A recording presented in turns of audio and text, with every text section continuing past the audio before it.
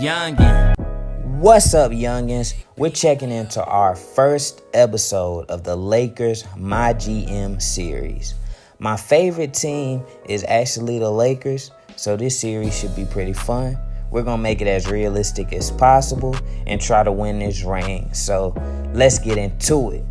So first off, I completely updated the rosters as of today, which is July 23rd. We got all of the Lakers' new players: Rondo, McGee, Beasley, and Lance, Mo Wagner, and the other draft picks.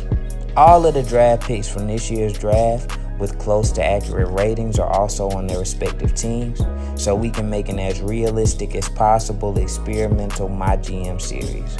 We got Trae Young, baby Steph on the Hawks, and Schroeder is in OKC after that Melo trade. We got the new young, fresh-faced Bulls as well. We got Melo on the Rockets and Kawhi on the Raptors. We also got IT out in Denver, so as of right now, these rosters are very accurate. So, Coach Walton, you got a big job on your hands this year, my guy. Our new look Lakers are deep, and we have got a lot of players who deserve minutes on this team. So for the first month, we'll just test everybody out, see who shows up, and so from there, we will figure out who will actually be our rotation guys. In real life, it should take the Lakers a little while to get into a groove and find chemistry. Luckily, having LeBron will still keep us from losing too many games early on while we try to find out our best guys to play. So I think around December, maybe Christmas, we can find a stride and start to pull it all together. I think our best possible rotation for right now will be having LeBron play the 4 so we can keep Ingram at the 3. I want to start Josh Hart at the 2 because I feel he's the most consistent right now. If you watched last year, Hart was having multiple double-doubles from rebounding and scoring. So he's a great rebounder, a good defender for his age, and he can shoot the 3 and handle the ball. And for now, we'll start McGee, even though I'm not a huge fan of McGee, and we'll get into detail about that a little later. As far as scoring options, I feel, of course, LeBron is our 1, Ingram is the 2, and Kuzma is the 3. I'm hoping my guy Brandon will put up at least 20 points per game this year. Maybe 17, 18 is a little more realistic. But imagine if B.I. could drop 20 alongside LeBron. That would definitely cause other teams some problems. And we still got Kuzma coming off the bench, putting 15 to 16 on your second unit. I want to focus on getting the shooters open while running some pick and roll with Zoe and kind of having a run and gun game, which is why I love Kuzma and Beasley off the bench because they can bring that energy and scoring when LeBron is out trying to get some rest. I've also added the future 2019 draft class in here, so when this season is over, we can have a real experience going into next year.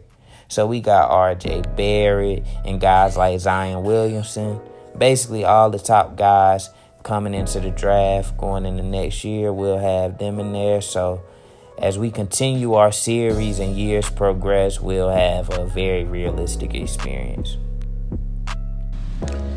Now, as you can see, we're going to sim some games, I think, up until this second meeting with Phoenix and see how we do. I want to keep it as realistic as possible, so right now we're experimenting with who we got, so I won't be paying any of these trades any attention. And like I said, man, having LeBron will keep our record from being too bad early on while trying to figure things out. If we would have just had our young pieces, we probably would have lost 2 or 3 of these games from not having a real leader. And, you know, as you can see, right now we're at 500, and okay, we got a little winning streak going on. So we were able to get up to 8-5, so we 3 games above 500, and we gonna break here. Now let's talk about some of our pieces. KCP will get some minutes, but I'm not a big fan of his performances from last year. He missed a lot of important shots for us late in games that were forced and unnecessary. So I don't trust KCP on offense. I like his defense, not on offense. And I want Lance to come off the bench as a spark plug, maybe drop 8 to 10 a game. We got some pretty good wings. The power forward is pretty well handled, even though I'm kind of worried about the rebounding. The position I'm most concerned about, though, is the center position. I don't feel McGee is a really good starter on a championship level team unless you're the Warriors with 4 All-Stars around them. But for right now, Wagner is a baby, and Zubac, who I love and hope will be a great player, did not play well last year, so I'm going to try and slowly bring Zubac along. I hope Zubac can really turn his game around this year. I think he has all the tools. He just has to get his head in the game 100%. McGee is a good energy backup in my opinion. He can run the floor. He's athletic, but he makes so many mistakes.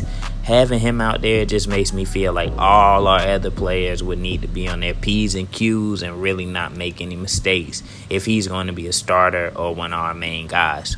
But next up, we got a big matchup against our new rivals, the Warriors, so tune in for that.